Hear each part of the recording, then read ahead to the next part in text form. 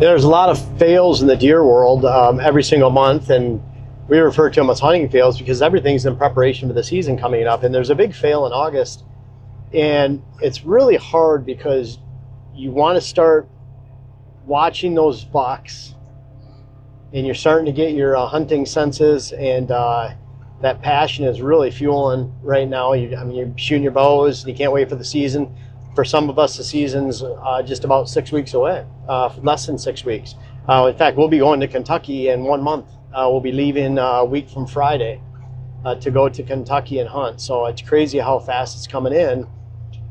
You're thinking about all that. You want to get pictures of big bucks, and finding and getting pictures of big bucks right now may not be your focus. It probably shouldn't be your focus, because it can really lead you astray. You're kind of chasing the tail. And what I mean by that is you're looking at bucks where they're at right now, and typically most of the time, unless you're in certain situations, I would say woods that are completely surrounded by ag, then the deer don't have a choice. They're going to live in the same cover options for the majority of the year because they don't have anywhere else to go, unless you're in a big winter area where they have to winter somewhere else, or their winter food sources change so drastically they have to leave. You have to get thermal protection, swamps, whatever. So most areas, though, where you're seeing these bucks right now, they're going to be moving. And we're starting to get hints of that movement, even in early August right here. I think it coincides because we have a rut zone coming in, so we have some really attractive offerings and high volume. So there's a lot of food coming in on our property right now, and some bucks are starting to find that. Well, we're just starting to get a few new bucks come in and see some of the familiar old ones. Junior, we really got a good glimpse of in the last week. Really heavy 10. Dylan, I'll show you here in a second. But let's go into a spot where we have some batteries right here, and I want to get a camera going, and it's really important to me. So we're going to go head into that right now, and we'll talk about why. So the biggest mistake, or a really big mistake you can make in August, is to not watch your areas where you hunt. I want to see bucks.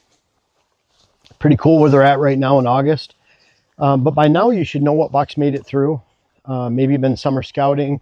We take a drive around the roads. A lot of our biggest bucks that we're looking at, including Newbie is one of them, and the Big 12. Big 12 we haven't seen yet, but we've seen Newbie, and Newbie's pushing 180, and the Big 12's pushing 180. They're giants. I'm getting feedback from one of the neighbors on the Big 12.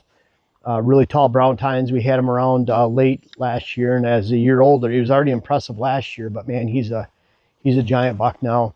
LL Beams, we hope he's around. If he is, he'll be my #1 target this year. Junior's around. He's a 6-year-old. We've had pictures of him, so we're starting to narrow down some targets. And I want to see where these bucks are moving in and around, and when they're moving around my stand locations. And so we're really pulling. We have some cameras that we have set to watch our food plots. We own a food plot seed company, Pure Wildlife Blends. So we watch those food plots grow. We want to be able to develop time lapses. We want to be able to check up on them ourselves without being there, because we don't go walk out in the woods every day. We're out here, but we don't need to go look at some of these spots. So we want to be able to look at them. But for our hunting considerations, it's really important to start getting these cameras loaded up and ready to go in some of your best hunting locations. This is a spot where I killed the broken buck last year. It's a beautiful, mature whitetail, and it's one of my favorite locations. And so we have not had this camera going for Dylan. It's been a long time, right? I mean, you don't remember it. You haven't seen any pictures from here we've used. And I know it's got to have been, I would say, I'm not sure we've had it going since we were trapping for raccoons during the late winter and early spring. So I think it's been since that time. And so we're getting this all loaded up and ready to go. Get some of the leaves out of the way. There's a vine right in front of Dylan. I'm going to tear out. And man, I can't wait to get this going, because this was a really cool one that had the broken buck on it. And we'll get her fired up. But I have a stand location right there. Along with this mistake of where you locate your cameras in August, we're really moving them to pure hunting locations. But along with that mistake is people look at it like, well, man, I can't put them in front of my stand locations because they're going to spook deer. Almost every one of our best setups is at our stand locations. We have a tree picked out for every stand location. When we pick, this is where we're going to shoot the deer, this is where the water hole is going to go, this is where our mock drape's going to go, that's where the stand location is going to go. And they all go together. So it's not that we hung this stand because this tree was here to hang a trail camera on, but we're hanging our cameras at stand locations because we want to monitor those stand locations. And frankly, some of these will heat up, some of them won't.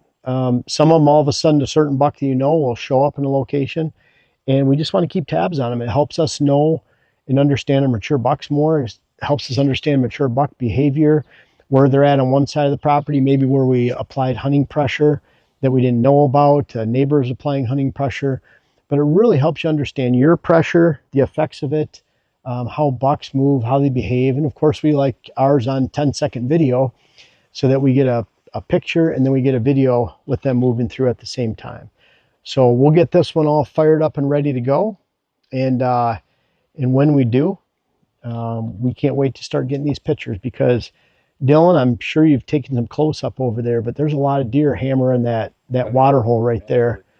And we get consistent use there. It's all hoofed up right next to the water hole. And we'll come in here. We have a little trimming to do here, but we could actually, it's huntable right now. And just can't wait to see what's moving here. But again, very critical that you're focusing your camera locations right now on actual hunting spots and making that transition. Hopefully you've had your cameras out May, June, July. You've seen where these deer are already at. You already have recognized your targets, what's actually out there. But again, we want to see where they're going to be at in the fall. And that's the most critical. So we're getting our hunting spots fired up. And if you're not, you're really missing out. And that could be a giant August deer fail for you. Hey guys, thanks for watching. I really want to urge you to check out purewildlifelens.com. That is my seed company. Jen and I founded that 3 seasons ago. And we have 20 offerings now for you. And there's 3 quick things I want to hit. Pure wildlife blends, meaning we add no coatings, garbage, inert matter to the seed, and we don't try to sell you on that. No fancy colors in the bag. Also, same day shipping.